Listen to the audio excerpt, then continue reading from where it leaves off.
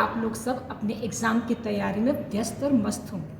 होना भी चाहिए भाई, यही तो वो वक्त है जिसके लिए आपने साल भर लगातार मेहनत की है, बहुत कुछ सीखा है। ये आपके ज्ञान के आकलन का वक्त है। बच्चों, जैसा कि आप जानते हैं कि सफलता का मूल मंत्र कठिन परिश्रम और सही रणनीति ही है, जिसके द्वारा हम कठिन से कठिन लक्ष्यों को आसानी से प्राप्त कर सकते हैं।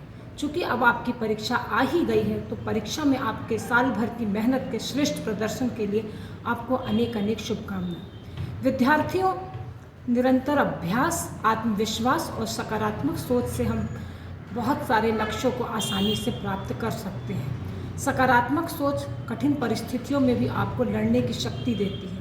अपने ऊपर नकारात्मक सोच, जैसे कि मैं नहीं कर पाऊंगा, मैं भूल जाऊंगा, जैसी बातों को आप अपने ऊपर हावी ना होने दें। पूर्णतः सेल्फ कॉन्फिडेंस, आत्मविश्वास बनाए रखिए। विल पावर एक इतनी स्ट्रॉन्ग पावर होती है, दृढ़ इच्छा शक्ति, जिससे मनुष्य ने ही बड़ी से बड़ी असाध्य चोटियों को भी आसानी से लक्ष्यों को प्राप्त कर लिया है, जीत लिया है।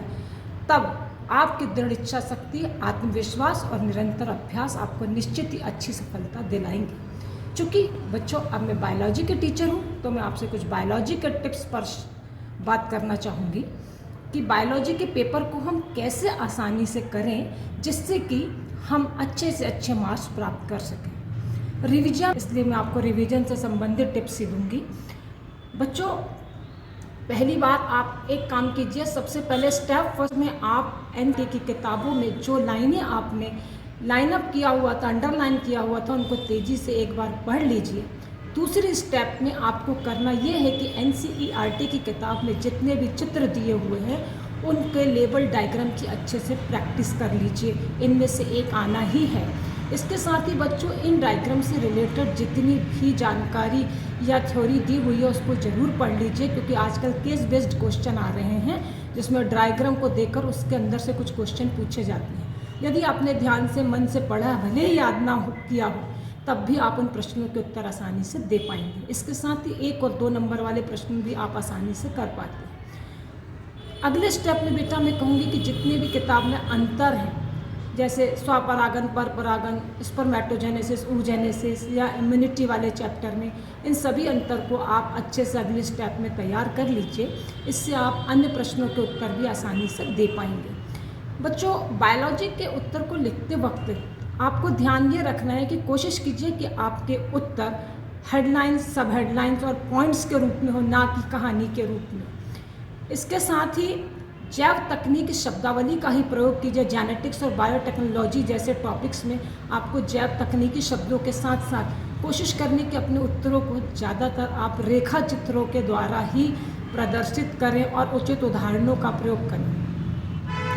बढ़ा चढ़ा कर लिखने से बचें।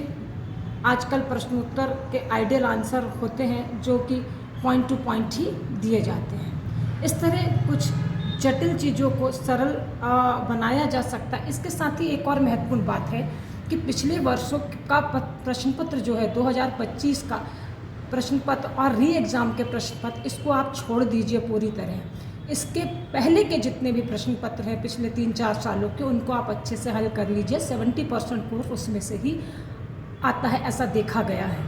इसलिए आप इन कुछ उपायों को अपनाएंगे तो निश्चित ही बहुत ही अच्छे नंबर पा पाएंगे। अपने आत्मविश्वास और दृढ़ इच्छा शक्ति को बनाए रखिए, मन में विश्वास रखिए, आप जरूर होंगे कामयाब। धन्यवाद बच्चों। इसी श्रृंखला के माध्यम से मैं आदरणीय जिला शिक्षा अधिकारी महोदय श्री GS बघेल सर को भी बधाई देना चाहती हूँ, धन्यवाद देना चाहती हूँ, जो सदैव ही विद्यार्थियों के हित में, शिक्षकों के हित में सहयोगी रहते हैं, मार्गदर्शक रहते हैं। धन्यवाद। परीक्षा की ढेर सारी शुभकामनाएं।